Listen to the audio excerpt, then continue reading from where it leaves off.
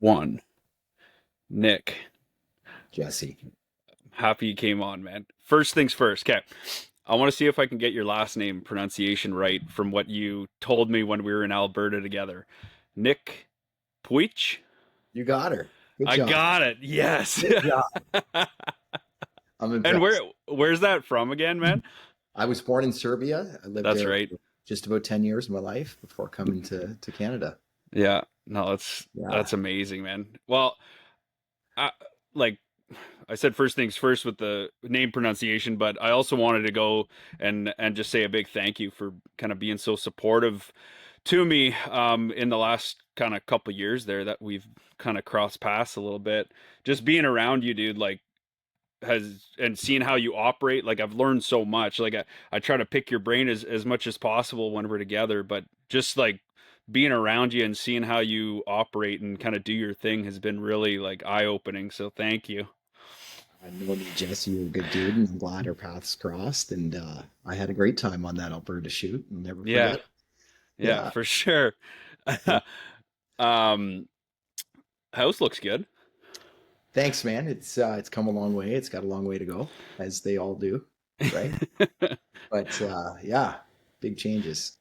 No, it's good. And okay, so I wanted to get right into the professionalism that you kind of encompass. You have like this aura of professionalism in terms of like your projects and everything that you put out there. Like the question I had written down is why does your production look so much more professional than like mine or a lot of other people's stuff out there? It like we all have incredibly high quality cameras, but somehow I find your stuff and the stuff that's coming from the people that you work with just has something extra to it that I can't pin it down. So like what do you think that is? First of all, I appreciate the kind words, Yeah. honestly. I don't know that I agree with you necessarily because I think you're just seeing the highlight reel. But Mm, I can tell you that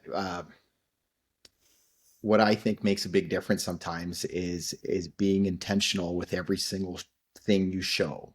So mm, every frame of everything should be meant to be there. And that's not to say that what you're showing isn't spontaneous, but how you show it should be very intentional. An example of that might be we all come back from a shoot with 1,000 casting clips mm, and they all convey casts, but is there one that's the best it can be? And if there isn't, then we need 1,001 clips because mm. that one that's going to make the difference between just the feel of having captured something and the feel of it being intentional and the exact way you want it will make the difference in the end. So when you start adding those shots up, I think it makes a difference. And that's just my little perspective from having the privilege to work with some incredibly talented people, you know. So that's kind of a little tidbit Yeah. of observation that I'm happy to pass along. What are maybe some of the other kind of differentiating factors that you see between maybe like solo creatives and people who are kind of like one man bands versus guys like yourself who are doing agency work, who have run your own production company? Like what's some of those extra separating factors that you see? I think consistency is really, really important, and that goes across the board, even between projects sometimes, and transcends video in the sense that any stills you post should feel like your video, in my Mm, opinion, so that you're kind of establishing a standard for yourself, um, of what you're releasing and how it looks. And again, I think if you focus on every single detail, so every frame is as polished as can be, it doesn't have to be overdone, but it should always be polished and intentional. So you keep putting stuff like that out there, and I think your kind words are stemming from the culmination of work and not just one single project, and that can only happen through time yeah, and consistency. for sure. And would you attribute a lot of the kind of professional look and feel and consistency of projects to a lot of like the pre-production work that goes into a lot of the projects that you do? Like I feel like anything that you take on, especially I mean anything from like the TV shows and stuff that you work on to a lot of the brand work, I feel like maybe 80% of the work is actually done before you even show up with a camera. So kind of maybe lay that out for me a little bit if you could. 100%, Jesse. Like, uh, the more planning and pre-production you're prepared to do, the better the outcome should be. There's no question. If you invest in planning everything out to the best of your ability, ensuring that you're going to be successful, having a plan A, B, C sometimes, because we're in a industry that we can't control the weather, we can't control the fish, the animals, whatever you happen to be pursuing. Yep.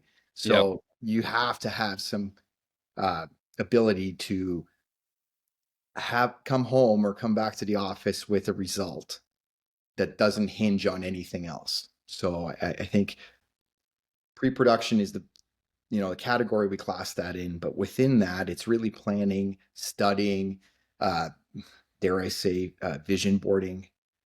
Really Yep. making sure that the objective is clear, so that long before anybody picks up a camera, everybody is on the same page. Whether it's yourself or you're a part of a team, everybody is kind of marching in the same direction towards the same common goal.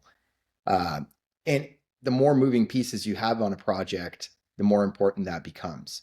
If it's, not to say solo work is less complex, that's not necessarily true. But if you control everything, you're a lot more flexible in how you do it. Mm. If you are a part of a team, other people are counting on you to do a specific thing, and you need to make sure that it's really clear and understood what that specific thing is. So when it comes time to do it, you're executing exactly how you're expected to. So I guess I was planning on getting into this a little later, but since we're on the topic, like what does that kind of process pre-production wise look like when you're working with ag gear, for example? Or I guess probably handles a lot of that, like on the agency side, but maybe in projects in the past that you've worked directly with the brands or even with the agency, I guess, like what does that pre-production process look like? Is it the company coming to you guys with the plan, or are they looking more to you to provide that direction when it comes to whatever they want to capture?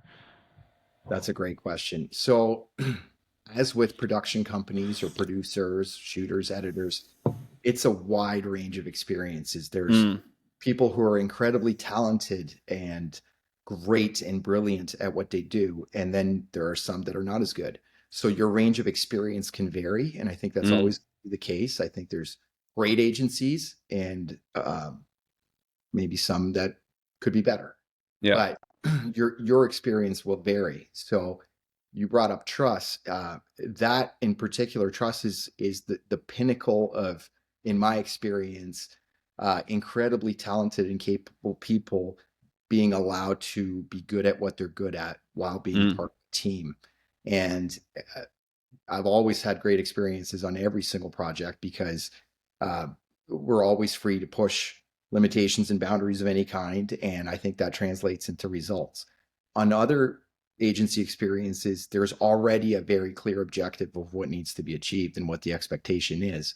So sometimes you're pitching, sometimes you're listening to the pitch already there or the campaign already there and just executing. I think as a producer, if that's the world you want to live in, you need to be prepared to be flexible mm, and, for lack of better terms, know when to talk, know when to listen. If it's up to you to pitch, you can't be pitching without being confident in yourself and in your pitch. So the more time you spend planning and preparing and really conceptualizing, so that it's really hard to ask somebody to imagine something, walking into a room or a Zoom or whatever and saying, imagine, pretty trees and beautiful lake and this and that. It's much easier to show. yeah. So if I can hit play or bring up an example of a previous, something similar and convey it visually or convey it better, I'm more likely to convey my vision to who, whether it's the client or the agency or whomever. In the same sense, if I am there to execute on somebody else's vision, I need to make sure I understand it as best as I can.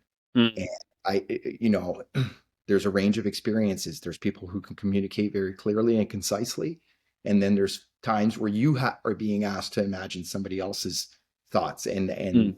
that can be a challenge sometimes. But having the flexibility to kind of step into both worlds or roles, and uh, always keeping the objective in mind. So whether you're coming up with the idea or the idea is there, the goal is to do something. So we can't lose sight of what it is that we're there to do, whether it's highlight how a product works, why it's better, uh, what it does, or make people want to live an experience for themselves. Those are often the tasks that are in front of you. Yeah. So you mentioned kind of having a little bit of creative flexibility with someone like Truss, and you find that that works really well for kind of how you operate. So what's like an example of how that looks? Like you guys, you have like somewhat of a vague goal maybe that you're working towards, and then when you're actually on the shoot, you can kind of be flexible in terms of your shot list and how the day's progressing rather than it being it's so rigid. Like what does that look like? So, I mean, on every single shoot, the objective will be different. So all we can talk Yeah. about is kind of examples. Yep. But I think the concept would be that we're all familiar with is we're often tasked with telling a story, right? So if you wish to use ag gear as an example, the story Yeah. is of these very hard working farmers and ranchers and what it is that they do in their daily lives. And that's not always showcased. I think, we see highlight reels and it's easy to get people pumped up about it, but really the day-to-day grind, those people can connect to and relate to. So we need to Mm. show that. So we can plan all the pretty shots in the world and think about this and that. But at the end of the day, a lot of times you've not met these people, or these people aren't certainly, television folks or actors. So you're putting something in that's 4 feet away from their face and asking them to Mm. be genuine. And you don't always know what that's going to look like. So, um, a strategy for executing that properly would be to have very clearly defined roles. Who's leading the conversation with that person, who is focusing on their emotional reactions to any questions or answers that they provide. So, in other words, in our world, who's shooting tights? Make sure Yeah. that person is, where it matters, whether it's on the hands and the eyes and the face, mouth, whatever, the reactions from their loved ones, sometimes things like that. And then who's covering the general area that can set the scene that we wish to set. So we need Mm. to know where we are, what's going on. So there's a person in charge of that. Um, uh, there's many different manifestations of how this can look, but I think if it's clear to you why you're there and what you're there to do, I think that's really key to success. Because otherwise, and believe me, Jesse, I've been many shoots where that's not the case, and Yeah. you try to do your best, and it's like spray and pray. And man, I lived it, and that can yield really good results. The difference is that's much more difficult to repeat, and Mm. and if you want to be in business, you have to be able to repeat this all the time, Yeah. not just here or there. Or fishing was good, so we got a great show. That's awesome. But what if fishing wasn't good? You still need to come back with a great show every single time. Yeah. So there has to be a strategy there. There has to be a really clear definition of roles, and you know hone your skill, right? So if you find your groove, so to speak, and enjoy it and are passionate about it, and you see yourself as being good at it, I would say do more of that uh, to your benefit. Yeah. So that So within, or depending on, it doesn't matter at that point whether you're part of an agency or a production company or whatever you are, you're yeah. just doing more of what works and what you're good at. Yeah. So you mentioned authenticity and being able to pull that out of people. So when I think of like ranchers and farmers, like you said, that's like the complete other end of the spectrum on people who would probably be used to having a camera stuck in their face. 100%. So, like, how do you guys approach that? Like, we're kind of on the topic of egg gear here. So when you guys are getting into a shoot, maybe with a rancher or a farmer that you guys haven't shot with before, what's like the process you guys go through to get them comfortable? Are you guys putting cameras away for? Actually, I don't even want to feed you anything. Like, just what's that look like? Well, I can only tell you what my experiences have been, but Yeah, uh, quite often I'll find myself in the southern parts of the states. yeah, A lot of ranching is part of the culture, and Yeah, and they got some weird Canadian talking to them with some funny Exactly. accent. I've literally hopped into a combine, tasked with, capturing the fall harvest in the Midwest. And, Yeah, upon saying, "Hey, how's it going? My name is Nick. Can I hop in the buddy seat in the, combine?" And even though everything was pre-planned, everybody knows that we're coming, you know, clearly I'm not from there. yeah, And it just through introducing myself, first question I got is like, "You're not from around here, are you, son?" And yeah. then the second question I got is, "You're not one of them damn liberals, are you?" So I point being, humor, just knowing how to have a conversation with a stranger, kind of just make people feel comfortable. Humor is a Yeah. great way to do that. That's one Mm, example, and it was funny, and that guy's a great guy. Um, we keep in touch to this day, but yeah, it's just kind of, you have to be a people person if you're going to be in this production world. I think yeah. there's no such thing as being isolated, whether it's behind the camera or headphones or whatever. Hmm. So, interpersonal skills are a big part of it, especially when it comes to storytelling. So, the quicker you can kind of find some common ground, engage in conversation, hear the stories, make that person feel like they're talking to you instead of a piece of equipment, Mm, the better off you're going to be. And that takes time, because I don't know that anybody's got the comfort level right off the hop to be like, "Yeah, no problem, put me in with anybody, I'll talk to them." But yeah, it comes yeah, with time. You get comfortable. Some people are a little bit more open and quicker to open up, and then some people you really gotta. Sometimes you just, yeah, you persistence. I consider myself a stubborn person, so maybe it served me yeah, well. yeah. But that's definitely a part of it.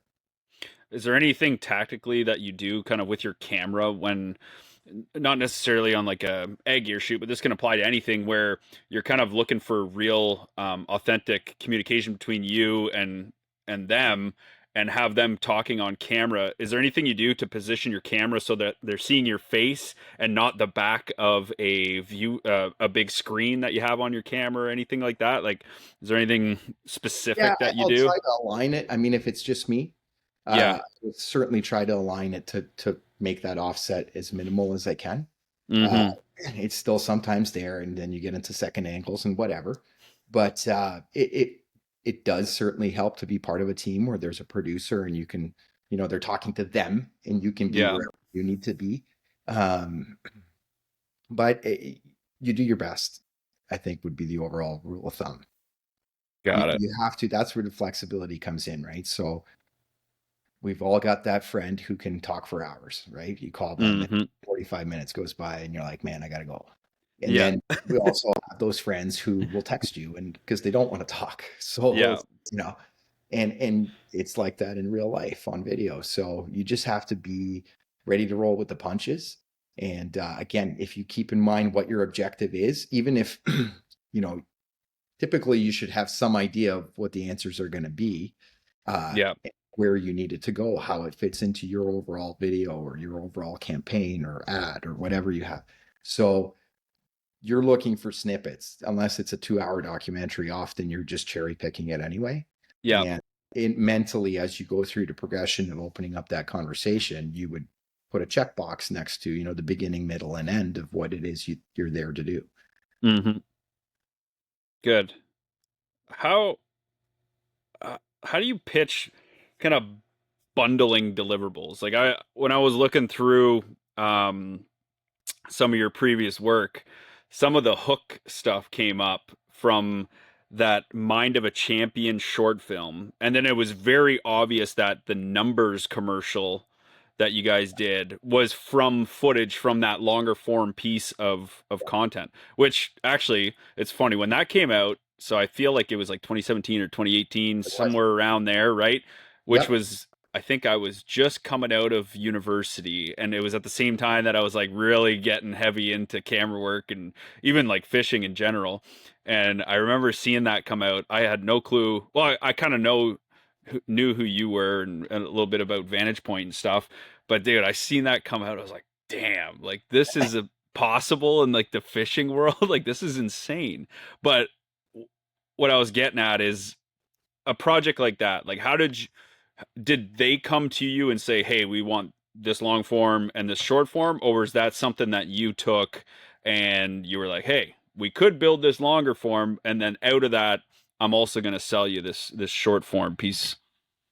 Gotcha. So that example in particular, to answer your question first, Yeah. uh, multiple deliverables are best described as efficient and valuable.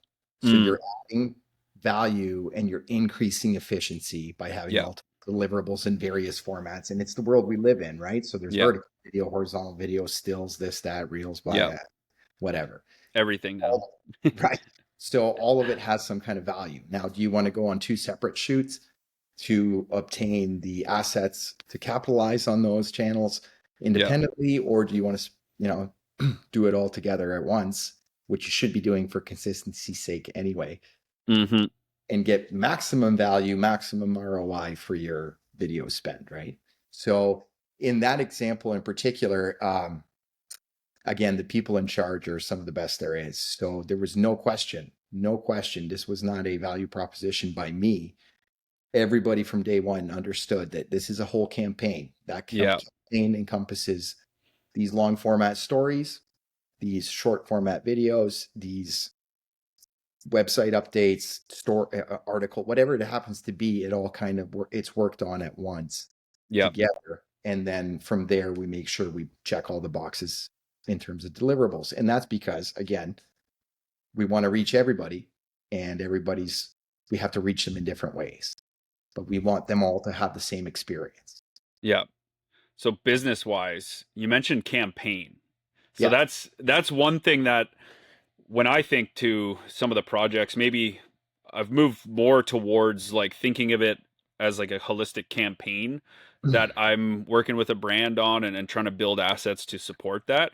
Whereas a few years ago, I was very singularly focused on one piece of content um, Correct. around a product or whatever's going on. So is that maybe one tip that you would have on like the professional side, is think of more about how you can develop something around a campaign with multiple deliverables, and approach it that way from a business perspective?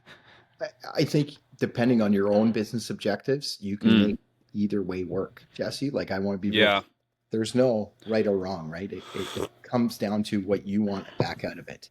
Mm, But if you're in the space where you're talking to a national brand, that national brand is used to discussing campaigns, right? So the way business works is you forecast all of your product, your design. You know exactly when new stuff is coming out, when your R&D is, when the big industry trade shows are.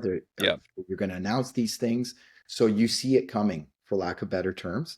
And depending on the product or service that you're offering, very much it's a campaign. It's not often just, oh, we got the video, the new product video, let's say. Yeah. That's great, but if that's all we had, we'd be in trouble because we could only reach a fraction of the audience we need to reach to, you know.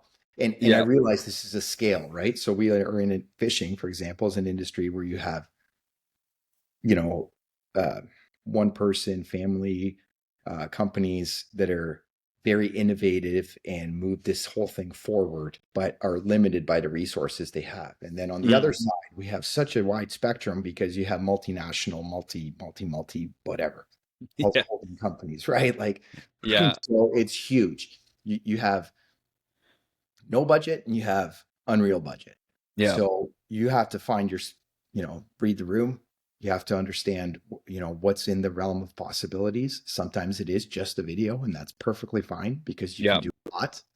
But if we're looking to distribute internationally, if we're looking to reach hundreds of retailers or consumers, whatever, thousands of consumers, then it has to be more than just a video. Even though Mm, if there's multiple reiterations of the same thing, it can't just be one singular thing. So there's yeah. space for all of it, there's room for all of it, there's certainly demand for all of it, but the lingo does change, and the more you scale up, the more you need to be ready to understand that, I think, from a business perspective. You mentioned the little guy versus the guy that owns about almost everything. Yeah, How, in your experience, have you approached pricing projects for that spectrum of client that you come across? Sure. obvi- do you typically stick to your day rates and those just kind of arbitrarily increase depending on what you perceive they can afford, or like how are you approaching that to get away from strictly like an hourly rate where you're strictly just trading your time for money? Like how have you kind of broken free from that over the years? I think that's a good question, man. And I think it's an important one. And I don't know that there's any one answer, Mm, regardless of who gives it. yep, Um, you know, let's be honest. This is an industry where you, if the work is there, quite often you have to take it. yep, And that's the case for a lot of people that are aspiring to enter and have been in this space for a while. And awesome. However, there's a difference between being hired to do a video and being hired to or being trusted to release something to the consumer market or an audience and expect a certain return from it. So mm, there, the responsibility mounts as you kind of move along the spectrum of what you're there to do. So if you're there just to make an awesome video, and I don't say just lightly because I know it's not easy, but if yeah, that's what you're there to do, I think that's one formula for costing because it is more of a time exchange versus uh, hmm, money. On this side of the spectrum, uh, if you're on a campaign or you're producing a shoot with multiple people, lots of moving parts, you're texting at 9, 10 o'clock at night. You're expected to solve problems, for lack yep, of better terms, long before and after any shoots. So it's a yep, different level of commitment. I think it's more of a being brought on board to fulfill a role versus deliver a singular delivery. mm, I think that's really the difference. So that costs it more because yeah, you don't want to be in bed at night answering texts if you don't care. You know what yeah, I'm saying? Turn this Alexa off. There we go. Uh, you have to price it accordingly, and I think that's a sliding scale. You certainly we're in an industry where there's a lot of passion, and it depends on how you interpret. Whether yours leads you here, whether theirs led you here, whether you're trying to fulfill there's a lot of things that you have to consider. But at the end of the day, you have to clearly understand the job you're there to do. yeah, Yeah. So if you're ready to like commit to being part of a team, even though, yeah, you're working through an agency and this and that, those or, that organization's problems become your problems. You're going to be relied upon to solve them. You're going to be asked to mm, do things that you didn't see coming, as we all are. yeah. And that's a different costing model. Yeah, that's interesting. It almost sounds like more of like you're on a lot of those bigger projects. It sounds like more of like a consultation hire where you're coming in as like a creative director, like coming Well, in solving bigger problems rather than just, yeah, I'm here to shoot a video, shoot day and edit and here you go. Like there's a lot more to it. yeah, absolutely there is. And I think let's be clear, like it's easy to wear many hats. You edit, I edit, we shoot, I shoot, Yep. full flight drones, everybody's doing everything, and that's Yeah. great. That's needed, and those skills are valuable. But you have to ask yourself, Jesse, why are you there? Why are you on a job? Why was it you? Yep. And if the answer is because he's the deadliest guy with a camera in his hands, then do that. Mm, But if it's because every shoot goes smooth and everybody gets what they're there for, mm, that can be achieved in more ways than just pressing the red button, so to speak. yeah. But there's different things, and absolutely, like the bigger things, the more complex things get, the more budget, sure, but also the more problems. Are we? A lot of times it's permits, it's insurance, Mm, it's sales. It's you. We both know there's a lot. yeah. There's a lot more to it than it seems. So, Yeah. uh, all that said, you can find your space in here. You don't have to be the best, deadliest person with a camera, Yeah. or an audio recorder, or an editor. You can just need to understand that this is a bigger machine that needs to continue moving forward.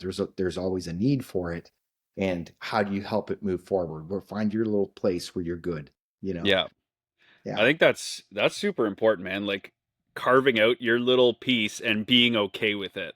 yeah, There's such a wide spectrum of types of jobs that you can be doing, yeah, levels like of responsibility that you could be taking on. amount of money, whether you're doing it alone or with a group of people, you're managing people, like whatever. So how, I guess, have you found, do you feel like you're in a good sweet spot right now?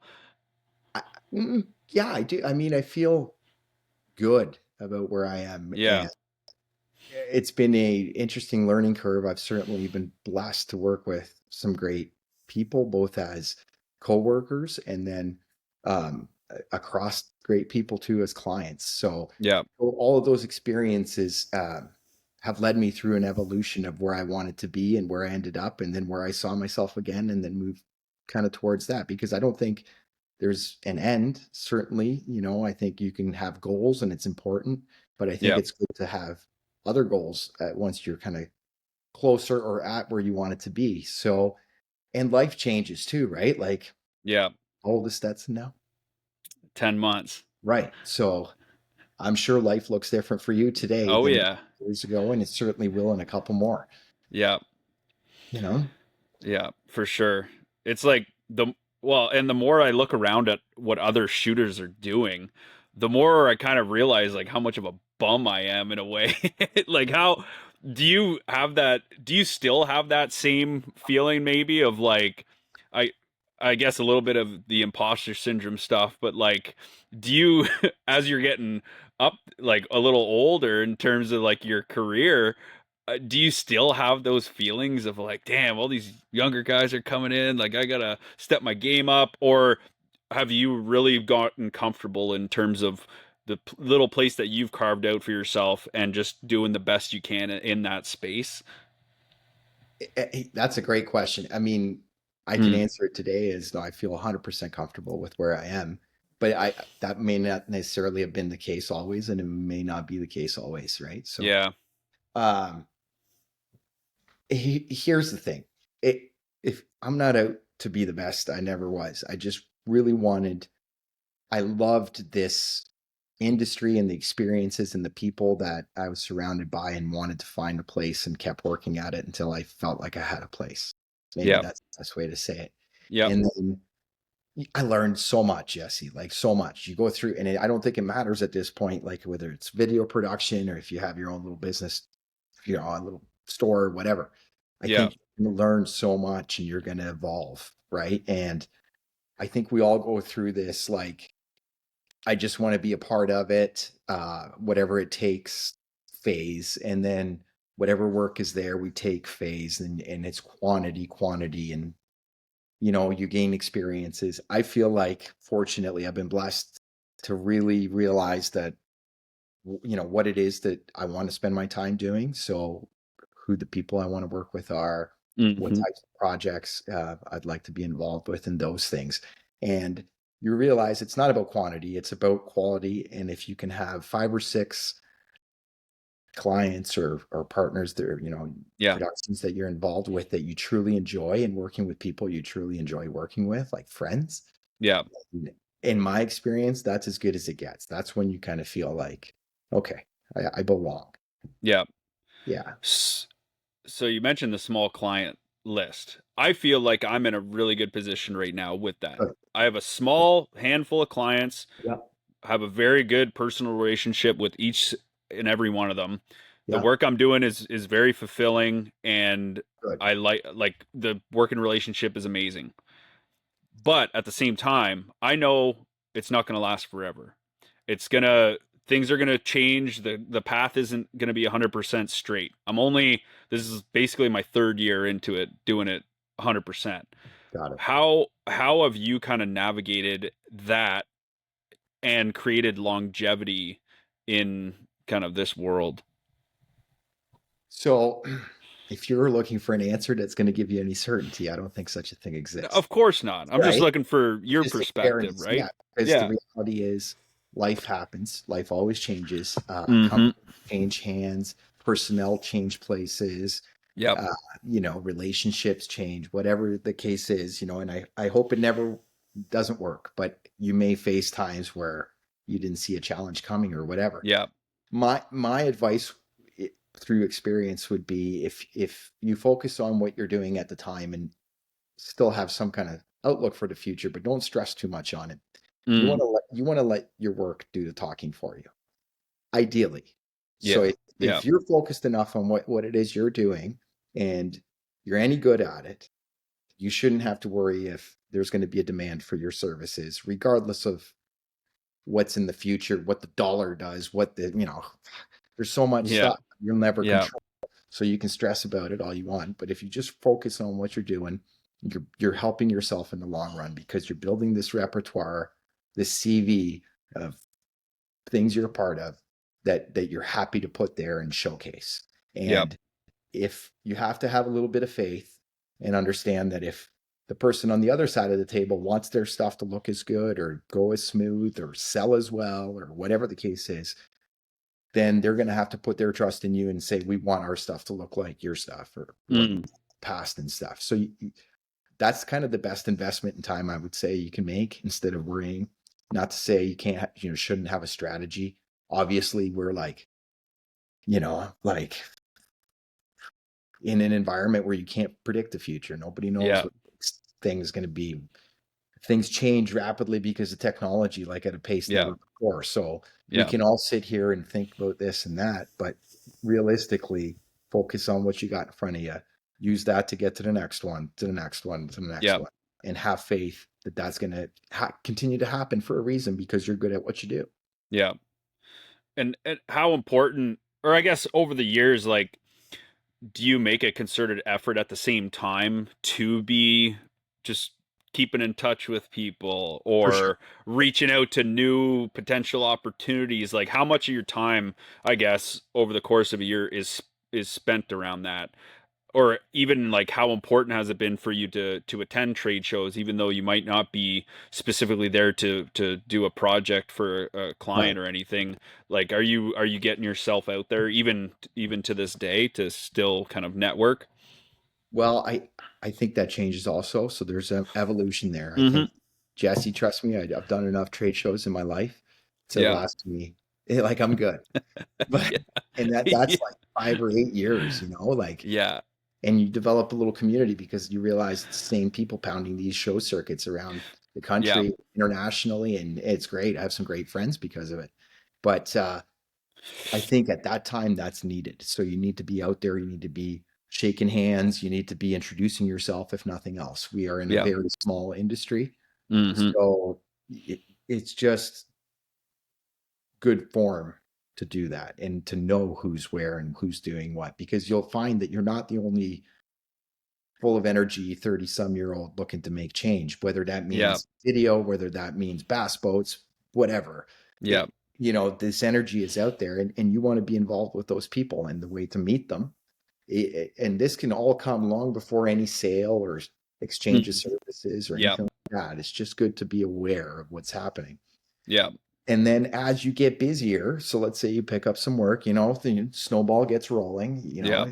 it gets harder and harder to be at all these shows. So you dwindle her down to one or two or whatever Yeah. the case is.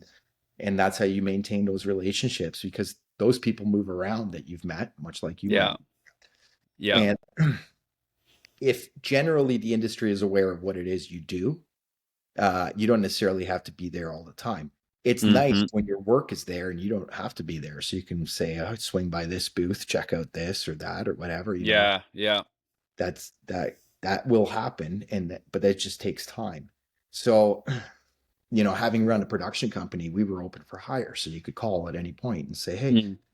we want this, that, and the other. And you never know who's going to call. So we've had some great experiences. We've had some I wouldn't do again. Yeah. At this point, and for myself personally, I am very happy with the clients that I have and the relationships I have, and I feel blessed to have them. And I would rather focus on that and then worry, what if this and that. So, not to say I'll never have to go to a trade show or have to. I Yeah. want to, but it has changed, and I'm not looking for more than I can take on because of just how much I value home life Yeah. and being here versus being on the road. I'm much older now than I was, so you know Yeah.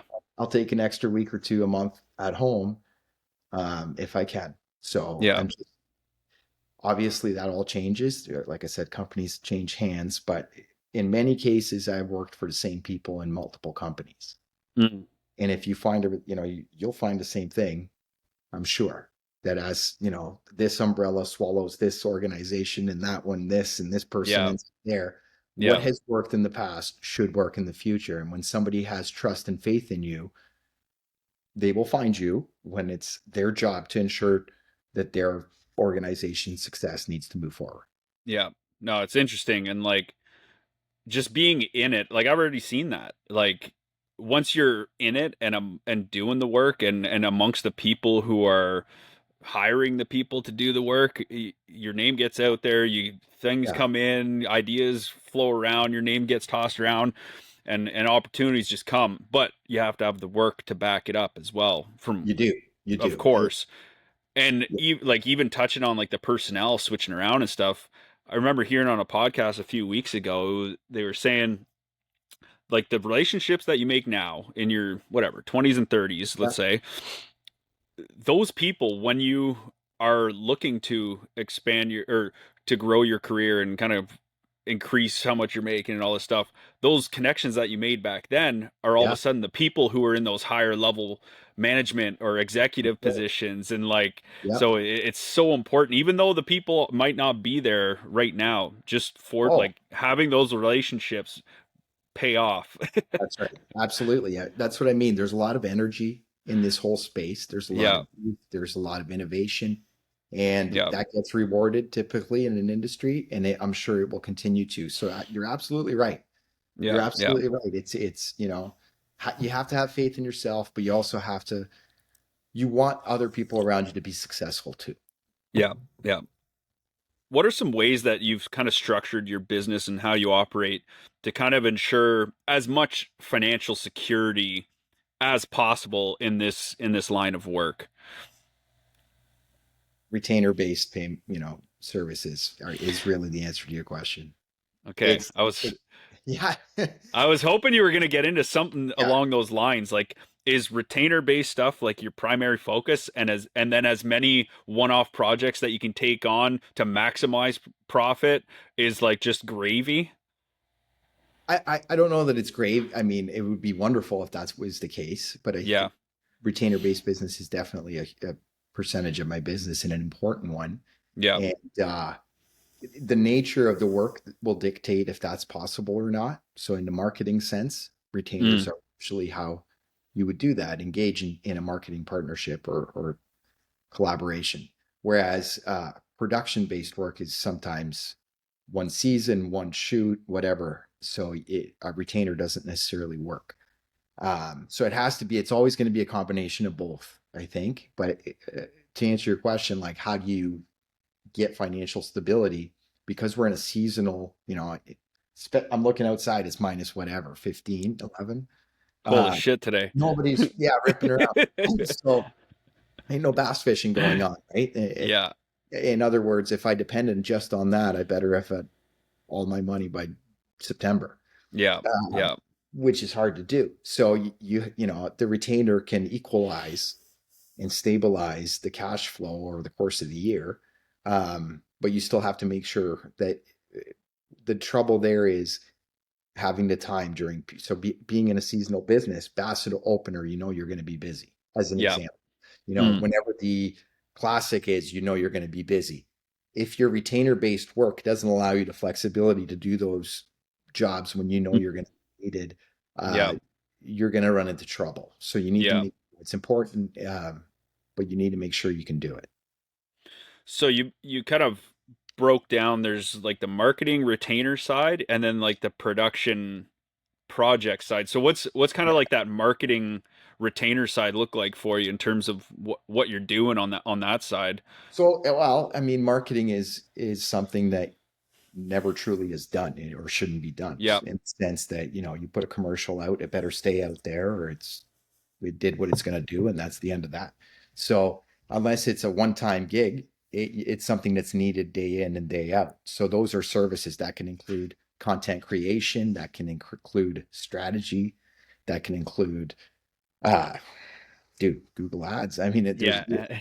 huge um Yeah. No, it's a, because I didn't know you had that kind of portion that you were focusing on. So it kind of threw me for a loop, but in a good way that you kind of have that little branch of what you're doing.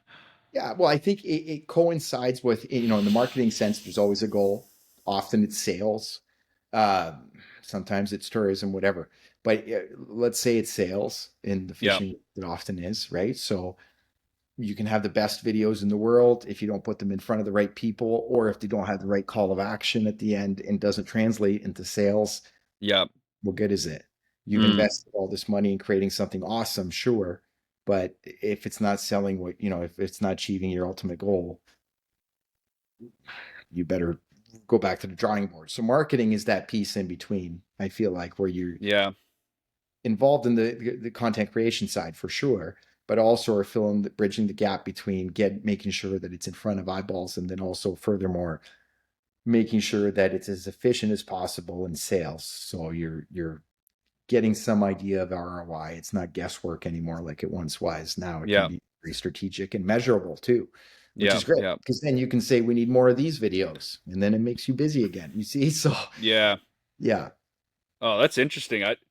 That's like a whole other it is. branch that I didn't know you were in. Is that something that was kind of born out of maybe the frustration over the years of producing some badass stuff and then it get either not seen by the right audiences, not maybe not translate into sales, and then the client comes back and hey, like it wasn't effective. We're not going to do this again next year. Like, did you see like a pattern where you were like, okay, I need to figure out a way to help solve this for the people? It, I wish, because that sounds uh, like I would take way more credit. But to be honest, what you'll experience it is you go through yeah, various experience. You'll go have three great experiences, and then you'll see one that wasn't so great because the potential wasn't fulfilled or maximized. It could have been yeah, more than it was. Perhaps visions weren't clear at the beginning, and we ended up somewhere we didn't want to be, and it didn't fire off as expected. So you kind of begin to develop ideas on how to do it better, or you should. yeah, And at some point, you're going to have an opportunity to prove that. So I think it's just having been through the motions enough times, seeing what's worked, what hasn't, and then being frustrated with what hasn't. And then when you have the opportunity to do better, you apply that knowledge and execute it, and hopefully the results back up your theory.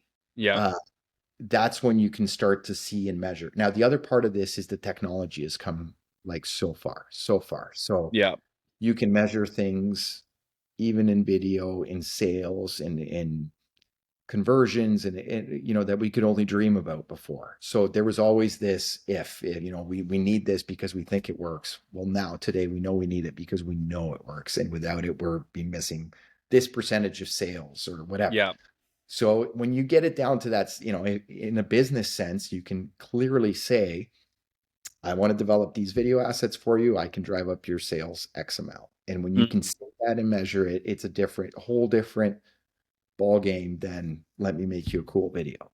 yeah.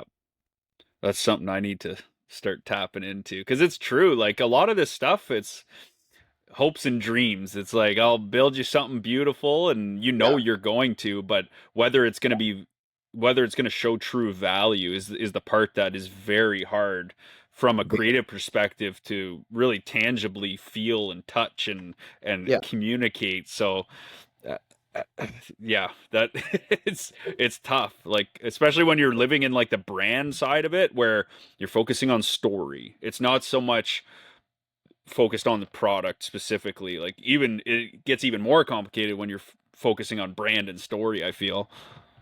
It does. And I think everybody wants to be at the brand initially because it's the cool, we want to show you something that's going to make you want to be a part of something. Yes, yeah, It's a totally different objective when we need to show you something that's going to make you understand why you should buy something. mm-hmm, Those are two different objectives. They're equally important. I think the cool stuff is more on the brand side. I'll give you an example. It's tough to sell men's boxers. Like yep, Under Armour's awesome company. Everybody wants them as a client. Imagine I called you from Under Armour today and said, Jesse, you do great work. I want you to make me a commercial for our briefs. yeah, You'd be like, damn, yeah, I want to do the sky jumping or the skydiving and those extreme sports, or give me any sport.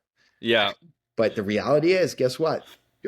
12% of their overall sales are briefs. So we got to sell more briefs. So you better get Mm-hmm. a video that's going to sell briefs. Yeah. That's a good example of when you can't live in the cool space for a second. It's still awesome work, but you need to achieve an objective that needs to be good. Eh, It's going to test your creativity and your execution, Do you right? And have do you have maybe an example that you've come across personally where it might not be the crazy shiny thing that's an easy like shoe in where you've had to creatively think of a solution to actually achieve what they're looking for? well, Hook made briefs, so that story Oh, they comes did. from experience. Yeah, That's when right. I you're have a couple pairs actually. Yeah. yeah, so that was definitely a challenge. But you have to do a product video because there's performance enhancements. The fabric is different. It does this, it does that. So you have to showcase all of these, bullet points. Yeah. Uh, Yeah. but there's no glory. So you do have to, you that happens. And I'm sure in fishing, there's lots of inanimate objects that we're asked to shoot that there's just nothing more than the product itself. And here we are Yeah. trying to make it sexy and cool, and we can do camera moves and lights and this and that. You know, it's Yeah. kind of bring the basics, but you're always trying to push it. You're always trying to be like, all right, maybe we can do an animation. I saw a Ned Bait video yesterday, I think, with the hexes and the cool because Okay. Yeah. also Yeah. you do, right? Like, Yeah. but that's just an example. There's many things that I think in a course of a career where your objective might not creatively be what somebody else's is, but it's Yeah. still your job to make it come to reality. Yeah. So shooting those like non-sexy products even brings up a thought about you've been in this for a while now. Yeah. I keep making you sound like you're 80 years old. You're not. Look at Uh those, dude. I I'm mean, grown. it's getting a little salt and peppery, but Uh, um like you've been in countless bass boats. You've filmed so many different types of fishing endeavors multiple times over. You've filmed whitetails to the nth degree.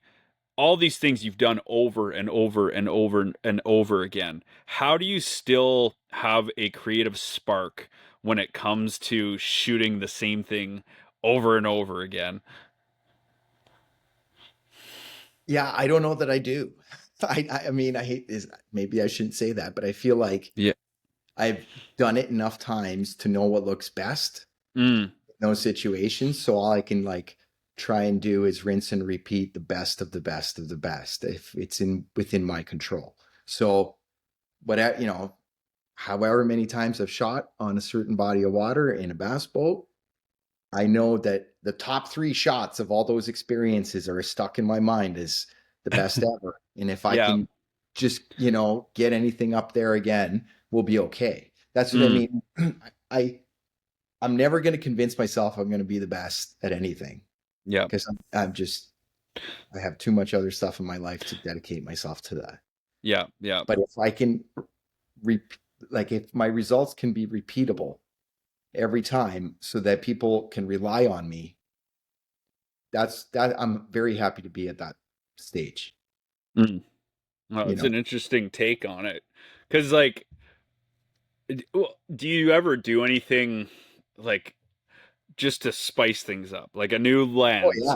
or Oh like yeah. a fun constraint, like whatever it may be, that you kind of impose on yourself that day to just be like, all right, let's think of a theme. Like one thing I'm thinking of this year is like spending a day, or I even do this now. Like, if I'm shooting fishing, for example. I'll have like a thought in my head going into the day. More for like Lee stuff where it's not so much like Yeah. essential for like capturing Yeah. based on a shot list where I'm like reflections. Okay, today I'm going to like focus on some reflections like and mentally just know all day I'm looking for reflections that I'm seeing that day and just Sure. like trying to capture cool stuff like that cuz it can you know what I mean? It can get I do. monotonous day Listen. by day shooting the same thing. So if you try to like trigger your mind, I find with little Yeah. things like that to focus on, it helps. So first of all, I'm a huge fan of new lenses or any kind of new Yeah. tech. Yeah, like, huge fan. The Yeah. problem is whatever's cool today becomes the standard and the expectation tomorrow. Then it's Yeah. flooded with that, and then it's no longer. as cool. Yeah, So that's right. living in a day and age where we've exhausted that for the foreseeable future, unless we start getting holograms or some other crazy shit that we Yeah, don't know about today. But yeah, yeah, so you just have to get good at what it is you're doing rather than what it is you're holding. But yeah, I am a huge fan of any of that, just so you yeah, know. So yeah, helicopters, drones, high speed cameras, whatever it is, let's do it, but let's not overdo it. yeah. But creatively, I think you, if you and I 100% understand what you're saying in terms of like feeling tapped out or just like you've done it so many times you don't know what else you're there to do. Mm, I think you need to remind yourself that there's always going to be two forms of work. There's going to be stuff where you have all the creative freedom in the world. It's a yeah. passion project, it's something close to heart or whatever. And that is where you want to flex Mm, creatively. Truly, Jesse. yeah, yeah, On the other side, if you've been there, let's just say Lake Erie. yeah. If you've been on Lake Erie 30 times, there's a reason you were there 30 times, right? And Uh-huh. every time you were there, you were good enough to come back. Mm, You did a good enough job that people want more, yeah, apparently. So you need to just focus on that and not think, okay, I need to reinvent the wheel today. yeah, that's true. Yeah, It, and I think if that expectation is different in your mind, you're not feeling unfulfilled. You're mm, actually feeling better about why it is you're there, what the actual purpose of your presence there is. So yeah, focus on what you've done well in the past, do more of that. And if something new creatively comes along, consider yourself lucky that you picked up on it that day because chances are you won't. yeah, But it is tough, but it's just how you mentally approach it. yeah. Would you, over the years, always try to mix in at least one, like, whether it's a spec ad or just some kind of like personal project to have an outlet to express yourself a little bit creatively? And I think that looks different for different people. Yeah. I get a lot out of family photos, to be honest with you, from Mm-hmm. the creative side. Yep. That yeah, made plenty of videos, but even um, when I had my own crew, I would encourage them to do passion projects because Mm. that drives creativity. I think when there's no expectation, you don't have to justify what you're doing and why you're doing it or how you're Yeah. doing it is when you can really push yourself. So we had all kinds of passion projects at Vantage Point for all over the span of years and years, and I think they were critical. Yeah. And I still do. Like I said, I think it varies person to person what that looks like, but I think it's incredibly important. And you're gonna. I promise you. I know that from the photos I take and or the videos I take at home or on my farm, influences how I shoot on location because Mm. I have the the benefit of trial and error. If I Yeah. want to experiment or whatever, hone in a Yeah. particular technique, I can do it here at my expense, my cost. Go out there and execute and come back with something cool and new. Yeah. No, I think that's a good mindset to have about being okay with being the guy that gets called upon to shoot the same thing all the time. Because, like Yeah, you said, you've done the thing and you've proven you can do the thing, and you're yeah, there to do it again and be yeah, okay with that. Like, yeah, I feel like being creative, you always kind of have that pressure that you put yeah, on yourself to, okay, how can I make this more badass? Like, how can I yeah. shoot, like you said, how am I going to reinvent the wheel today? But it doesn't always need to be like that. You just Well, need to execute on what needs to be done. you do, but that said, it's also individually harder to do than part of a team. So I'll give you an example leading back to trust.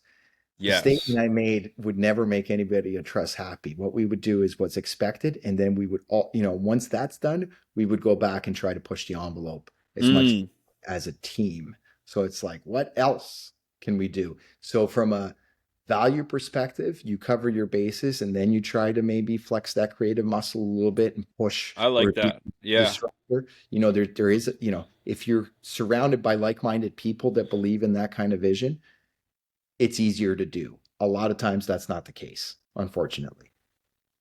So when you talked earlier about having some flexibility when you have projects with trust, is that kind of what it looks like? Is like, okay, we got a 4 day shoot, guys. First 2 days, let's knock out this shot list like verbatim and achieve the goal. And then the next 2 days or the last day, let's bring out the high speed cameras. Let's bring out some crazy wild shit that we wouldn't have normally tried. Like, do you guys have like an experimentation day that you try to fit in there if I mean, possible? those guys, the folks at Trust, every single one of them is so good at what they do that the high speed cameras are on day one because Nice. that's Yeah. the highest level of that there is. Let's do Yeah. everything we can, certainly knock it out, but not just at a expectation standard, but like an elevated standard. Yeah. And it's not so linear in the sense that we do that first and then we, kind of get creative. It's Okay. doing all of that. We're very conscious of what the goal is, but at the same time, even you could pull an audible right on the spot if the sun's in the right spot. For example, Mm.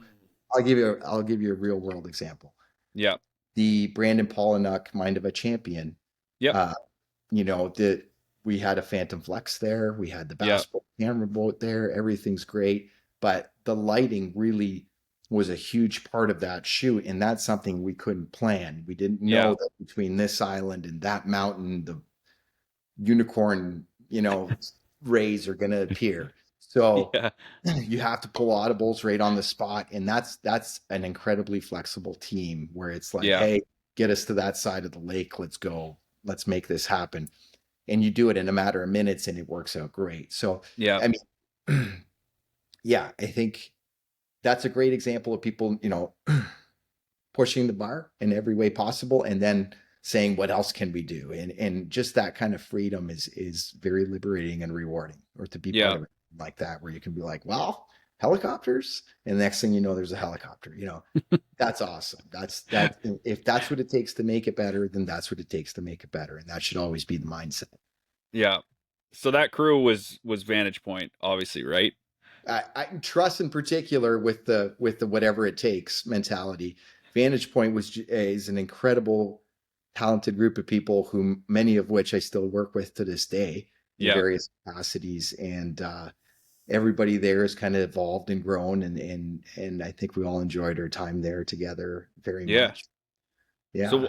what I wanted to kind of get some more insight on that. So maybe walk me through kind of your transition into where you were kind of very close to when you formed Vantage Point Media House and kind of what that looked like building that. Yeah. So to back up from there even further, uh, my whole kind of well, my background was in a magazine. Okay. And I had a fly fishing magazine that I That's was right. responsible Yeah. for. And very quickly, it became apparent that magazines, no matter how much effort or time or commitment I had, it just wasn't a space that was going to grow ever, Mm. ever. So what was growing at the time was video and television. And this is so far long ago, Jesse. It was when HD free first came out. Yeah. So there was this whole gap in quality content that was of a certain caliber, being Mm. HD. There was a demand for it, and there was a synergy between me sending out authors or writers to places all over Canada to write about fly fishing, and tagging along with a video camera, Mm. all of a sudden starting to generate video content. So within a few short years, even though my main business was running a magazine, I saw more demand on the video side. That was just kind of this auxiliary thing we did because we should have been, because Mm. to fill a void, try to sell more magazines. But really, there was more demand for the video than the magazines. So being able to identify that uh, led me down this path of discovering video. And I didn't know the first thing about it. I was a photographer, not a, Really? yeah.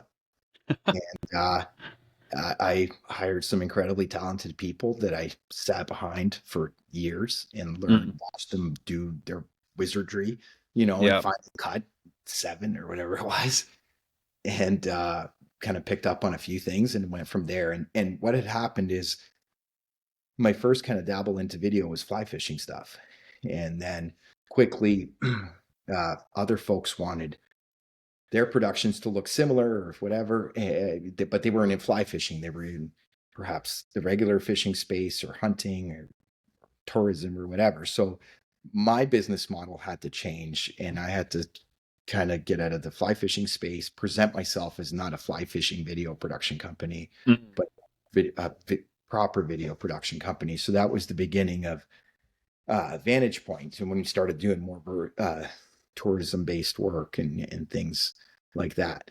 Um, and then, we achieved a lot of goals. We had some great memories and things we were all going to be proud of for many years to come with Vantage Point. But for me personally, life changes, 3 kids, too much time away. There's always a price to pay for all of that. Yeah. And you just find yourself in a different place. So we collectively all left Vantage Point, within about a year of each other, Yeah. and moved on to various other things. And now some of the guys I used to work with are traveling the globe, shooting Amazing Race and others Yeah. with their own production companies, and it's awesome to see because I think we'll all look back and have some great memories. And it's great to see people you care about and you work with do great. Yeah. Yeah. Yeah. So putting together your own production company, I was curious, like, what was the pros and cons of bringing on a team, but at the same time to be able to pay that team the need and the pressure to bring in more revenue. So, like, break that down for me. Yeah. So it's economies of scale. Okay. The Yeah. more talented people you have around you that you trust to do the work, the more quality work you can do. Yeah. So it's a double-edged sword in the sense that collectively you can achieve more as individuals, but to feed the machine, you need more. And Mm. that responsibility fell squarely on my shoulders, which for sure, if it doesn't keep you up at night, it should, because I was responsible personally for other people's livelihoods, and I took that very seriously, especially because they're all my friends, Yeah. right? Yeah. So it, that part of it is something I hadn't anticipated, but it's real. Um, but the flip side is, we could do multiple shoots. We had 2, 3 crews out in location at the same time. We could take on much bigger projects, which led us far away from the fishing and hunting industry. We were doing stuff for Shark Week, for Discovery Channel, for Damn. yeah, yeah, really cool stuff. And you get to Yeah. see a whole spectrum of production, in this whole world that exists. Um, and it's all awesome, but it all becomes necessary. The downside is you need to take jobs that you wouldn't necessarily be excited about Mm. if you didn't need them. And not to say there's anything wrong with them, it's just creatively they might not be fulfilling, or they could be political, they could be this and that, but you still have to take them, and it is what it is because you got to pay the bills, Yeah. pay the boys, pay the Yeah. man, pay the tax man, all that stuff. So Yeah. um, it was awesome, but in the same sense, the risk level for me personally, between when it started and I was 20 some years old and now I'm in my 40s, I can't afford to risk that kind of stuff. You know, take those risks like I could, because my decisions impact more than me today. Yeah. Whereas then they didn't. So I had that flexibility to take a leap, to gamble on a piece of equipment or whatever. Yeah. And so I couldn't do it today. I'm glad I did it when I did it. Yeah. No, it's interesting because I think now, like, for me personally, I'm at this weird crossroads where I'm having to say no to a lot just purely because of bandwidth. Where I'm Yeah, like, I'm trying to weigh things out in my head where I'm like, okay, if I start outsourcing this and that in terms of edits or whatever while I'm gone on a trip for a week or two, right. where that edit could be getting done while I'm out shooting the next thing, Yeah, but then how does the revenue kind of weigh itself out to be able to essentially profit less on the project, but then all of a sudden increase my bandwidth to do more yeah, a little later into the year. So I'm in that zone right now, and it's understood. not easy. And but I think I have made the realization where I'm like, I I don't think I want to go that full blown production company, have like em full on employees, but I think I have identified that I need some help to be able to Yeah. achieve what I want to do, take some stress off, um, on like the editing side, especially just because like things can stack up pretty damn fast, Yeah. and then Yeah. all of a sudden you got this giant queue you got to work through, and you're it. No, that's But that's it. You kind of create your own uh, mountain to dig yourself out from yeah, underneath. oh for Uh, sure. yeah, so I think, I'm a huge fan of a team environment, but I think the expectation has to be clear on anybody you bring into the fold of what it is. And is it work this week? Is it work this month? Is it work this year? Yeah, Put simply. And I think as long as the expectations are clear, you're never going to have a problem, especially yeah, if it's somebody who has the ability and the talent and the commitment to do what you need done. I yeah. think that could be a huge win-win. I think it's a different story. And what you'll find is if everything goes as it should, it'll just organically grow. So Mm, their demand will increase also because collectively now you're both doing good work. yeah, So people want more of that, and all of a sudden, oh, do we need a third person here or there? Once or twice or three times, and it yeah, just organically kind of compounds and grows, which is great.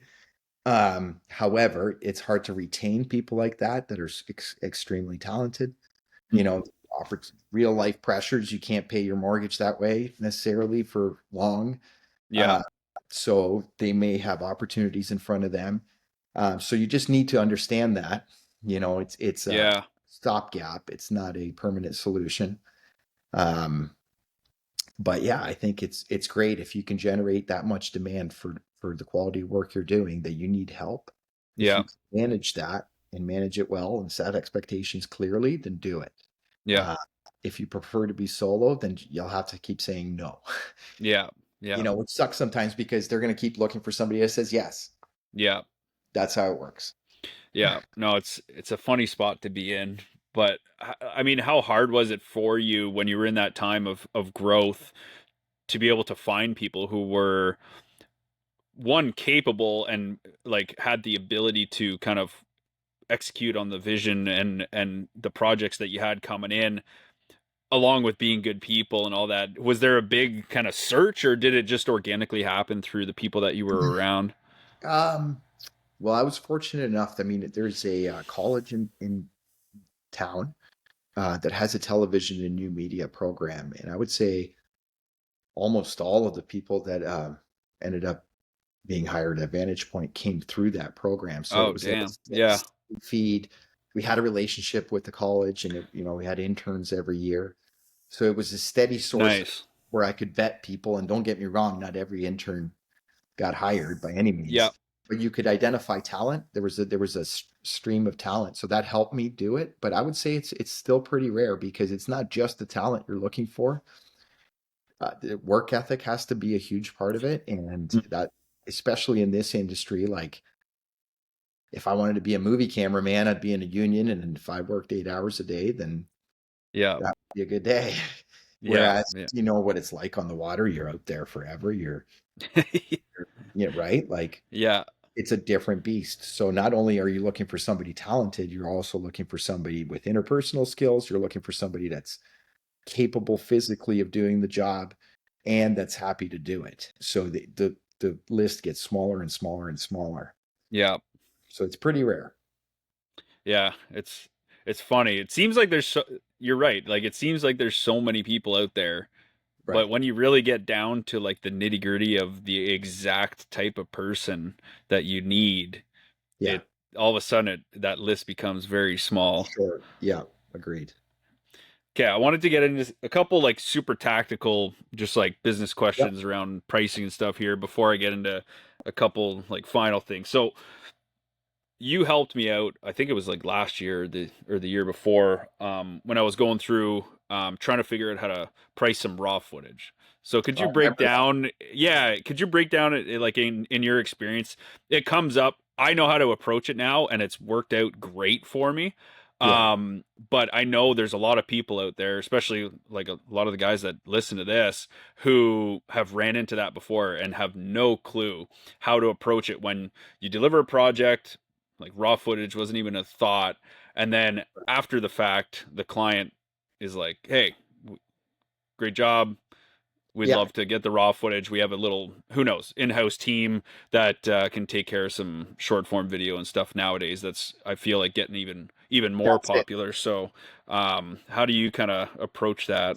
Let me just preface the answer with, if your client is asking for raw footage, you should have done a better job initially selling them on multiple deliverables so that they don't need Yep, the raw footage ever, because good you point. have given them your deliverables included little snippets of stuff that they're now looking for. So it's Yep, no fault of anybody's, but that's just next time, build that in so that yep. this doesn't become a thing. The other thing that happens a lot is with photography, you're asked for raws, Mm, not selects, not edited selects or whatever. yeah, So quite often that happens too, because in the production phase, not enough things were identified as needed to be assets. So here we are after the fact trying to salvage what we can. That's yeah, often what happens, just being honest. yep, So there's a lesson that it's inherent to that question immediately. Never mind, it happens all the time. So the way I deal with that is, it takes me time to get that footage onto a drive. That drive costs money. It yep, costs money to send that somewhere. So all of that cost is then invoiced for that request. Quite yep. often, the footage is owned by the client with an understanding or a written agreement that we may use it for our promotional purposes. In other words, Mm, our demo reel is going to show our best work, and we want yep, to do our best work for you, but that means we get to showcase it. yep, But they own it, meaning I can't resell it, I can't use it on another project without their permission, and so on. yep. So it's really the physical labor it takes to find that footage, copy that footage to whatever, and then get that physical media to them. If it's not a lot of files, it could all be done online with minimal cost. But sometimes if it's a season's worth of whatever, it's Mm, 4, 5, 6 hard drives and 2, 3 days of copying it and managing it and so on. yep, So that's been my methodology for that for years, and I think it's clear and simple that way. But ideally, if we can set up a deliverable list that includes everything you're possibly going to need, you're not going to need or want to deal with the raw footage. yep. And you've changed my mindset on that, honestly. And that is something that everything that I've done since then, that's like a primary focus going into it is like, how much can I deliver to not even have that be like a question or Yeah, yeah, or well, that's it. Because I mean, think about it. A reel, a TikTok could be one 5x second excerpt from one take, and yeah, that's why yeah, they're asking for it, right? They're trying to yeah, maximize value. They're trying yeah, to say, well, we already shot all this stuff. What if we could do this and that? Sure, you can, but we need to identify that, and then you could efficiently cut it, because it's ultimately going to cost them less to have you do that all together at once, get the best of the best, instead yeah, of having somebody else go through it and relearn it and try to figure it out, maybe yeah, regrade it, recolor it. Now it's going to look different than when the first time you saw it. So it's yeah, just better to do it all at once at the beginning. yeah. Oh, for sure. And then so I'm kind of also in a transitionary period in terms of gear. So I just bought an FX6. I'm Sick. like I'm increasing the quality of stuff that I'm getting to be Yep. able to be more reliable and just like up the Yeah. production quality of what I'm doing, right? So in your experience, how have you done that while also raising your rates with new and existing clients to be able to offset gear costs, offset your experience, and just yeah, how have you done that in the past? Great question. I don't think it's I think it doesn't matter what industry you're in, you're probably asking the same questions these days, just given the Oh increase yeah, of yeah, everything. and it's a tough one. It is. I mean, my insurance is higher this year than last year. I'm paying more for gas this year than Yeah, last year, and so on and so forth. So I think it's reasonable to have an annual discussion, or a contract based discussion at the beginning, mm, and hey, listen, rates are up. This is why. We've Yeah. invested in this and that. The gear is different, And to be honest, life is more expensive. So I don't think that's going to take Yeah. anybody by surprise. Yeah. Uh, Yeah. that said, I'm not a fan of changing an existing deal. Yeah. So I will honor whatever, commitment I might be under for until it's time to renew. And Yeah. then discussion might happen. If it's a new client, you don't have to have that discussion. You just have your new rate card. Yeah. Yeah. Yeah. No, that's so did you start transitioning to having the talk with, let's say, a new client, and when you're breaking down a project, for example, or even a retainer is probably the best example to use, is like, I feel like the trap that I fell in the last number of years was, I'm going to build you this for this rate and have no like thought for the future and the fact that things get more expensive, life gets more expensive, and trying to build out a plan during those negotiation times for the future. Is that something that you sit down with new clients and kind of lay out, where you're like, okay, here's what it looks like for this year, with the Yeah. understanding that next year we're going to review this all again based 100. on what the situation is? Like, how do those talks kind of go? Because I've identified that as something I need to start doing as I kind of move forward with new and existing clients. So it absolutely, these are discussions that need to happen annually at minimum, I would say, in this Yeah. way. So um, first of all, no matter what business you're dealing with, they have to reevaluate their own business every so often. Mm. And the better they are at what they do, the more often they will do that and pivot and maximize efficiency and so on and so forth. Yeah. You also have to believe that what you've done, the value of, will be shown within that same time. So it, don't underestimate their understanding of your value Yeah. and or what you've done and the value of what you brought to the table. So I exactly how you summarized it is how I do it. I say, this is what 2025 looks like, but it starts with reading the room and clearly understanding why you're there. So are you there for a one project deal? Is this something that they continue to do and will continue to be a demand? So for example, products are brought out every year, Yeah. typically. Obviously, the company doesn't have any plans on stopping. How Yeah. can you how can we maximize efficiency on what we're about to do this year to be better off next year? So you can have those discussions very early on with no risk. You can say, hey guys, do you like where your videos have been to date? What don't you like? Let's change it now so that next year it looks consistent with this year. We're Yeah. not just reinventing the brand, if you will, every year. It's no, Mm. tell it's us. Yeah. That should be the case year over year. So those are all conversations that should take place off the bat. And then Yeah. depending on what the goals are and what the strategy is, very much you can say, okay, well, it sounds like this year this is the case. This is their shoots, the deliverables, the objectives. Here's the pricing, our best. Yeah. Here's, we'll look at next year when we know what next year looks like. Yeah. Yeah.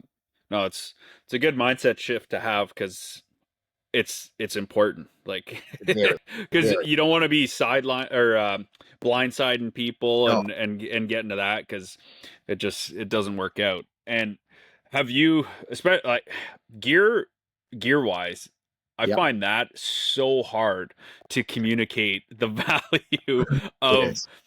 of like of improving your gear. Like, at the end of the day, if I delivered something last year that made them happy, and then I come to them this year and say, "Hey, I got this, this, and this. It's gonna Right. look so much better," and all this stuff. It's like, how do you communicate that well enough to attach Justify the price increase. just the increase along with it?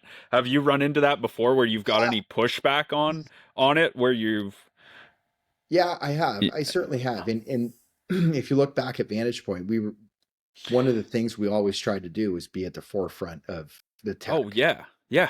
You You guys know, were running around on bass boats with red whatevers on yeah, yeah, friggin' Ronin. Like, you guys yeah. had like the top of the line stuff, but you're also competing against the guy that's shooting everything handheld, who also Yeah, has a 4K camera and can deliver maybe close to what you're sure. doing. So it's like, how did you communicate that value of like, no, like what we got, our tools in our bag are worth X amount more because of that. Right. So it's how you present, are you a premium service provider, Jesse, or are you a service provider? Yeah, That's what's the brand that you are developing for yourself. That has to be exactly. part of that. And if you're a premium service provider, you're expected to have premium gear. So Mm, I don't want to hear about somebody else's camera being better. There are clients I straight up who I guarantee you couldn't tell you the difference of no. footage from one camera to another, but Mm-mm. wanted the Monstro, wanted the whatever, Hmm. the Flex 4K because Yeah. that was the best there was. So Hmm. yes, there's future proofing, but the reality is you're probably not going to sell that product in the future. It's going to change, right? So it, that's not a valid argument. I wouldn't go too heavily on that, but I would Yeah. say you're hiring the best person you can find with the best gear you can find. Yeah. If you expect to pay the least you can pay, you are looking for the wrong person Exactly. at the end of the day. And there's Yeah. nothing wrong with that. You can do incredible things on low budget, low tech, not low tech, but like you don't have to be riding the edge of technology all the time. You can Yeah. still showcase your talent and make a ton of money.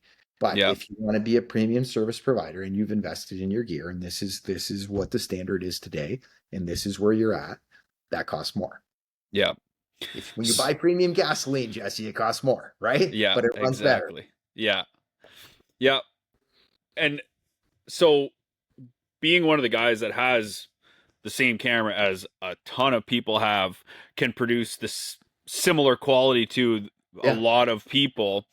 What ways have you been able to differentiate yourself outside of that? Maybe on like the business administration side, relationship side, that have secured jobs, that have kept jobs. Like I've identified that as something to focus on going forward, where I've kind of realized like there's so many people at Yeah. kind of this level, you know what I mean, that can Yeah. produce good quality stuff.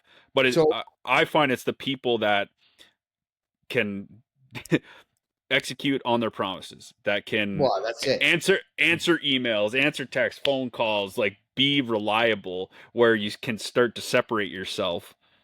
Yeah, Jesse, people need to know. So to answer your question about gear, you have Yeah. to be that standard to be considered professional. Yeah. And to, all the power to people who do it more with less, and I was one of them. But Yep. to be included in those considerations by a Yep. client, you need to be at X level so that Yep. that equipment costs money. Yep. It's safe to say you're there, but it's also safe to say it's a crowded space. So what Yeah, you're for asking sure. is what's the differentiator, the competitive advantage? And I think it varies person to person, to be honest. Yep. But I think at the end of the day, the person that's hiring you needs to know that you're not going to fuck up. You're not Yep. going to look bad. You're going to get Yep. the job done. And if you're any good at what you do, you're going to make them look good. Yeah. And all four of Yep. those things happen, you're fine because they're now going to have the confidence to call you back again and again and again. And when Yep. confidence is there, who would you rather call? Somebody you know is going to get the job done, make you Yep. look good, or you're going to take a chance on person over here that you don't really know. Maybe they got a cooler demo reel or a fancier camera at that Yeah. particular point in time, but you Yep. have no relationship with them. You don't know what they're like around your core audience. You know what I mean? Like, do you want to let Yep. them into your world? So there's always going to be people that challenge, I Yep. guess, but I don't think you have to be reinventing the wheel every single time to do Yep. that. Just do what you promised to do it well, handle the problems, make sure it goes smooth, come back with a solution, Yep. you'll be good. Yeah, no, I think, and that's like part of like the comfort factor of being okay with where you're at and finding ways to secure business and keep it when there's so many other people that are technically better than you, but you're the guy that can be reliable and get the job done and make them look good, like you said. So, and that all ties into like what I was saying before about identifying the need to start collaborating with some people to execute jobs even either quicker or more efficiently. It all works together. Well, here's the thing. Again, it varies so widely, Jesse, that it's hard Yeah. to be like, here's what works, do Yeah, this. of course. But you got to think in the fishing space, okay, specifically, because both you and I are in Yep. it. Um, I think there's a ton of people who can shoot video, produce video, come Mm, up with some really awesome video. Now, if I'm a small company, 1 to 5 people, let's say, I may get very good value out of dealing with a run and gun, low budget setup. I might get great bang for my buck there. So there's yeah. a place for that, 100%. Then we can go to a little bit bigger company, let's say 10 to 30 people, lots of those around too. And that might look a little different. That might look a little bit more like, oh, maybe there's a crew that works on their stuff, you know. Yeah. Then we go to the multis and the holding companies and the umbrella companies, and there it's often agency or it's one crew, but they're doing multiple brands underneath that umbrella and so on. Yeah. So there's a whole range of demand, and you can find a space on either side of the spectrum and do very well. So Yeah. if you think of where your capabilities are, where your equipment allows you to live, you're to the right side of that spectrum where you're on the bigger, mid to bigger size. You're starting to grow, you're starting to expand, you maybe bring a person on or two. Yeah. As that kind of changes, the pricing changes, but your audience also changes. So I think you have to know who you're pitching to. Yeah. You can't expect the world from a very small company, even though it might make Yeah. all the sense in the world, they just don't have it. Yeah. Yeah. The big guys may not listen. So you might land right in the middle, Yeah. right? Yeah. So, and then work out or wherever you want to go from there. But it's Yeah. it's it's such a wildly diverse industry that you can find a space in it, size wise, production level wise. Yeah. For sure. Have you kind of diversified um what you're doing? And I guess there's kind of like two parts to this question. How have you diversified what you've done in like the creative work side of things? And then I'll get into like the other side of it. So how have you diversified? You don't only shoot fishing is what I'm getting at. No, You're no, you're in you're in multiple areas. Like how have you and this kind of ties back into some of that financial stability side of things. What have you done just to kind of make sure you're not all in on one little segment of what you do? sure. So I haven't shot only fishing in probably 12 years. Exactly. You're right. I mean, I learned a long time ago that this is if you can get good at doing it while you're doing it for fishing, there's probably other things you can shoot that you can make a Mm, living, yeah. right? And what you'll find is that fishing is one of the most uncontrollable things to shoot. So, So, like eh, if not yeah, right, like 100%. hunting's up there. Yeah. Yeah, Uh, hunting. Yeah. but yeah, if I can make fishing look good, I should be able to make something that I can control look good, right? So I Yeah. kind of like that and got into stuff that was similar, like outdoor adventure type stuff, tourism stuff, uh, and then that leads to a whole bunch of other stuff. But I I I had to business wise transcend, leave this little space, take my lessons with me, and see what I Yeah. can out in the real production world, for lack of better terms. Yeah, for sure. And that's, we've done commercials, we've done TV shows. So I still continue to do that to this day. But what I have done is try to spend my time kind of where my heart is. So I work on things that I care about and I find it easier to work on it Yeah. for that very reason, because I feel connected to it. Yeah. So that's been kind of my filter. So Ag Gear is a great example of that relationship. Not only are the people awesome, but Yeah. it really aligns with what I want to do in my life, Yeah. uh, which is a huge driver and makes it feel not like work. Yeah.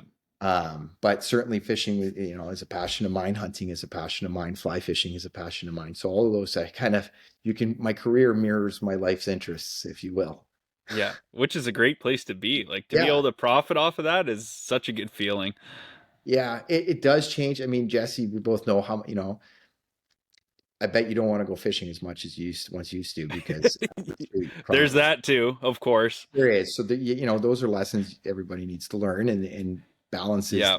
to strike for themselves. Yeah. But yeah, I think it's great if you can love what you do and be passionate about it in real life, and then document it with the camera because you love to make it look good with the camera. All the better. Yeah. So the second part of the diversification topic is what have you done, if at all, outside of creative work to diversify your income? Do you have income properties? Is there anything that you're doing financially to not rely solely on the video production side? You know what? I The video side has led me to different revenue streams, if you will. That's Um, right. when you get involved on the marketing side for Yep. video, you're Perfect working example. very closely with the sales manager, let's say, or a marketing manager, and they're Yep. involved multi omni-channel sales. Yep. So I've gotten glimpses into different worlds that I have found interesting, to be honest with you, and align really nicely with video. Yep. So yeah, we do a bunch of ad campaign management, to be honest. It's wild how Yeah. that whole world works and how measurable it is and the differences that it can make. Yep. And when you got great video assets and still assets and a solid marketing ad strategy, Yep.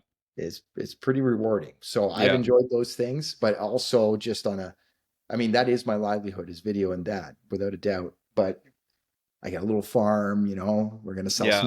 some veggies and that kind of stuff just from Yeah. Oh, nice. yeah, Yeah. yeah. Sounds, but it's where we're at, what we want to do. Oh, it's awesome. D Yeah. For like bringing in the marketing side, was part of that, obviously it sounds like it was pretty organic, but was part of that maybe a realization that you had like you're not going to be sitting on the back of a bass boat or wherever into like whatever into your retirement age time where you're not going to be as nimble to be able to hike around in No, Alberta. You're like, has that been a consideration on kind of I've maybe like the path already you're done that. taking, right? Yeah. Absolutely, absolutely. So like even through the Vantage Point days, the number of days I would personally hold the camera That's or true. Yeah. construction would say beyond the tools Yeah. would be less and less every year, and Yeah. that's a personal choice, but it's also the reality of getting older and having more kids and more Yeah. pressures of everyday life. But yeah, I always hope to be involved. I'm wise enough to know that I don't need to be, I'm not necessarily the best person to be holding the camera every single time. Like Mm. that doesn't bother me one bit. I love it, but I don't need to be that person. I'm Yeah. happy person ensuring the whole thing is taking place and being done right, and we're going to be successful. Yeah. So, I mean, yeah, I do a bunch of uh, location facilitation for television as well, Yep. and all kinds of production stuff like that. And it's a way for me to be involved in that world and still be a part of it. Do something I love, but maybe it's a little bit easier physically for me now. Yeah. Yeah. Doesn't hurt as much and such.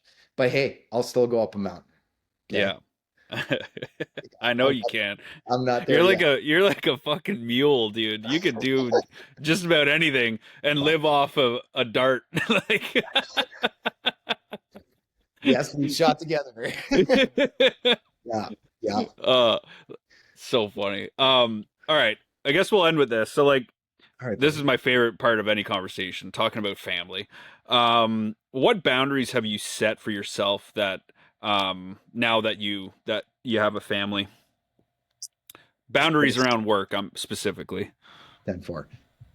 You're either going to think about this ahead of time and preset that boundary, or you're going to live to see the day where it's done for you. So Mm, my advice would be figure it out. It's something I personally didn't think about, and I should where I should have, but it will become an issue. I think anybody who's committed to whatever it is they set out to do will eventually have to strike that balance. So you're going to be a lot better off thinking about it ahead of time than you will be in hindsight when you're dealing with it. So, not that yeah. I'm good at it, but that's the advice I can give you.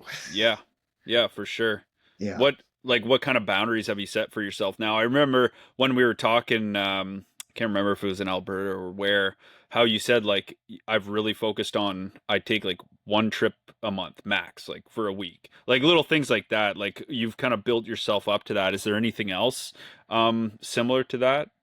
Yeah, so I think, it's changed over the course of time, but definitely where I'm at right now, a week, 9-day trip is about as much as I'll do at any given time, like at Yeah. once.